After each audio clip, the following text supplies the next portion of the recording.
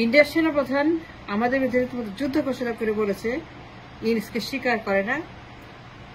ইউনুস অনির্বাচিত, অবৈধ, in public, in the media. গতকাল দিস ম্যান, ইন্ডিয়ার সেনাপ্রধান, মেড এ ডেঞ্জারাস স্টেটমেন্ট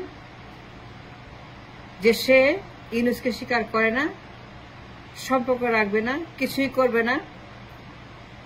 সে নির্বাচন চায়, নির্বাচিত সরকার চায়, নির্বাচিত পার্লামেন্ট চায়, and he is demanding an election in public. ইন্ডিয়ার সেনাপ্রধান প্রকাশ্যে মিডিয়াতে আমাদের আভ্যন্তরীণ বিষয় হস্তক্ষেপ করে বলছে নির্বাচন করতে হবে। সে আমাদের হুমকি দিচ্ছে, আমাদের ওয়ার্নিং দিচ্ছে, আমাদের টাইম দিচ্ছে, X amount of time, X amount of a limited line, যে নির্বাচন করে তোমাদেরকে এই সরকার প্রতিষ্ঠা করতে হবে যা কিনা বৈধ। ইন্ডিয়ার সেনাপ্রধান হুমকি দিয়ে বলেছে যুদ্ধ কোনো সলিউশন না, যুদ্ধ ভালো কিছু না, ভালো কিছু বয়ে আনবে না, সুতরাং নির্বাচন করো, নির্বাচিত সরকার বানাও। ইউনুস অনির্বাচিত, অবৈধ, তার সঙ্গে আমরা কোনো কাজ করতে রাজি না। ইন্ডিয়ার সেনাপ্রধান ইউনুসকে অপমান করেছে, আমাদেরকে অপমান করেছে, আমাদের আভ্যন্তরীণ বিষয় হস্তক্ষেপ করে সে আমাদের বিরুদ্ধে একটি শত্রুর অবস্থান সে গ্রহণ করেছে as an enemy to our state। সে দেশ সার্বভৌমত্বের বিরুদ্ধে যুদ্ধ ঘোষণা করেছে এবং বলছে নির্বাচন চাই, নির্বাচন আমাদের দেশের বিষয়।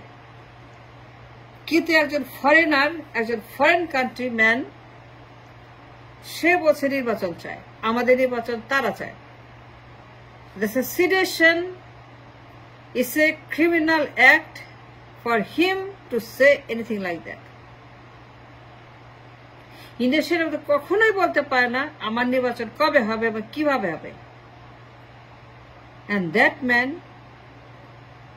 আমাদেরকে X amount টাইম দিয়ে বলেছে নির্বাচন করতে হবে, আরো বলেছে আমরা সম্পর্ক রাখতে চাই, ভালো সম্পর্ক। ইন্ডিয়ার সেনাপ্রধান বলেছে আমরা এনগেজ করতে চাই একটা গুড রিলেশন উইথ বাংলাদেশ, কিন্তু নির্বাচন না হলে পরে আমরা সেটা করব না। সে আমাদের থ্রেট করে বলেছে যুদ্ধ করতে চাই না, কিন্তু ইউনুসকে আমরা স্বীকার করি না। ইন্ডিয়ার সেনাপ্রধান আমাদের সরকারকে অপমান করেছে, তাকে রীতিমত অসম্মান, যত রকমের অসম্মান করা সম্ভব ইন্ডিয়ার সেনাপ্রধান কিছুই বাকি রাখে নাই। মুখের উপর বলেছে,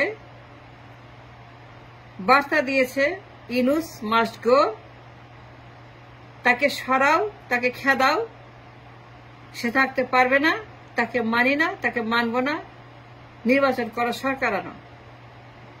that's is message, that's ultimate game, নির্বাচন। সে আরো বলেছে a dangerous message he gave,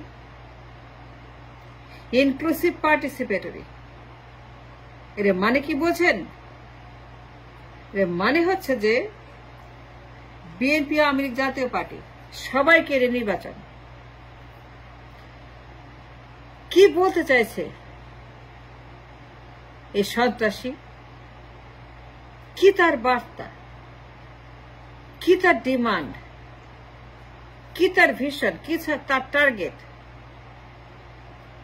সে যখন বলল আওয়ামী লীগকে নির্বাচন করতে হবে, হাসিনাকে রাখতে হবে, inclusive participate means including everybody, BNP, Awami League, Jatiya Party সবাই, মানে আগের মতো, আগের অবস্থানে 5 আগস্টের আগে যে নির্বাচনগুলো হতো ওই রকম কথা বলছে, সবাই মিলে নির্বাচন। সে আওয়ামী লীগকে হাসিনাকে ইনক্লুড করছে নির্বাচনে, বিএনপিকে জাতীয় পার্টিকে সবাইকে নিয়ে, including Hasina, including Awami League, including যাকে আমরা বের করে দিয়েছি, ইন্ডিয়ার সেনাপ্রধান আওয়ামী লীগকে নির্বাচনের অংশ বলে ডিক্লেয়ার করছে যে inclusive participatory. The meaning of his message, the gravity, the height, the weight is very, very, very alarming and dangerous. সে আওয়ামী লীগকে নির্বাচনে আনতে চাইছে, বাদ দেওয়া যাবে না। আওয়ামী লীগকে বাদ দিলে পরে নির্বাচন একসেপ্ট করবে না। আওয়ামী লীগকে বাদে কোন নির্বাচন হলে পরে তারা সেটাকে মানবে না।